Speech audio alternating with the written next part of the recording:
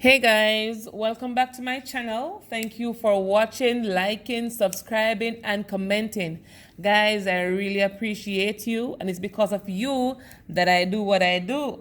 Alright guys, so for this video, I'll be explaining a little about the normal distribution and the bell curve and how it ties into it, guys. And so for the normal distribution, guys, this is a symmetrical distribution, or some would say a unimodal distribution.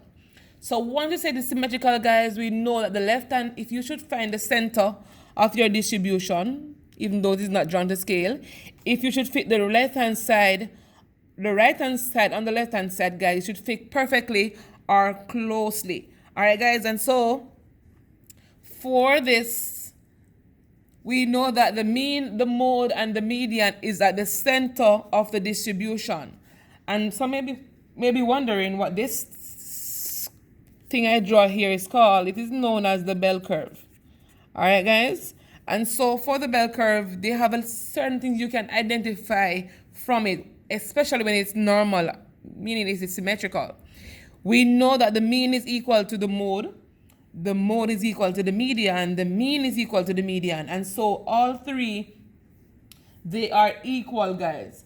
And for the normal distribution, if you want to know if it is normal or not, what you normally can do is to draw a histogram where the bars are connected under the curve you're given to know if it is normal or approximately normal.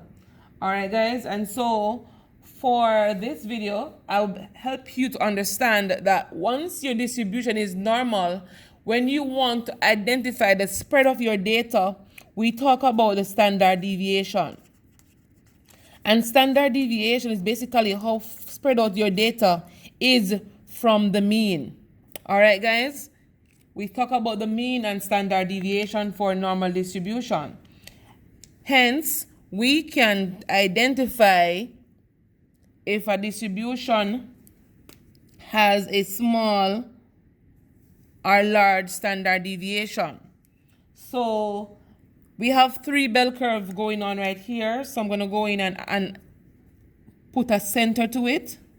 I know the center is going to be the mean. And the mean is represented by X bar. All right, guys? So if we want to know if distribution, which of these three distributions has the smallest standard deviation, one basic thing I normally tell my students to do is to use arrows to see how the data is spread out. So for this one, I can draw arrows to the left and to the right to where the line stops, as in the line of the bell curve where it stops. And so, guys, if I should approximate to or to estimate which of these three diagrams have the smallest standard deviation, I would say the first one has the smallest. And so one way of doing this, guys, is to look at the shape of your distribution. So this distribution is kind of squeezed in, so the walls of the bell curve is close to the mean in this one. So we normally say squeezed in or squished. Some person would say squished. So once, or skinny. So once your bell curve is skinny, we say it has a small standard deviation. I want to say the lowest standard deviation, guys. And so this one would not be the lowest, but it will be, it has a wider standard deviation. All right, guys? And for this third bell curve, we'll say it has a large standard deviation. As you can see, the data here, let me draw some small histograms. Draw a small histogram under each to show you what I'm talking about, guys. So the data,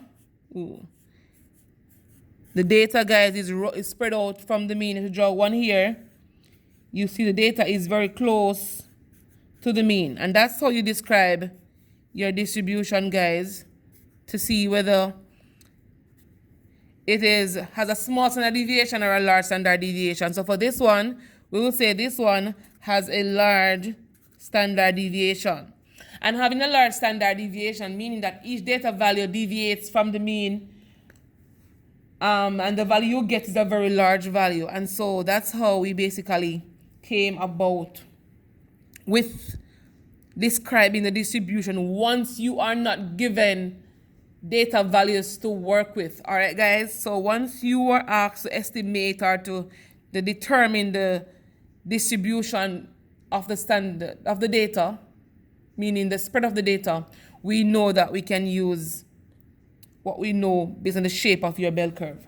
So guys, thank you very much for watching. It's basically a short video to explain all the good things about normal distribution. All right, guys. So see you on the next one.